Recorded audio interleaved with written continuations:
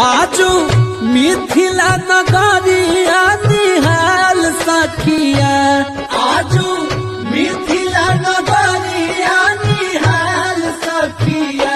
कि चारों दुल्हा में बड़का कमाल सखिया, चारों दुल्हा में बड़का कमाल सखिया। जेकरा खातिर ऋषि मुनि जोग तप कैले, जोग तप कैले हो जोग तप कैले।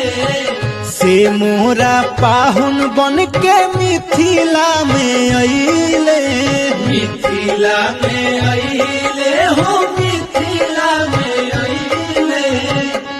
कि आज लोढ़ा से सिकाई कर गाल सखिया,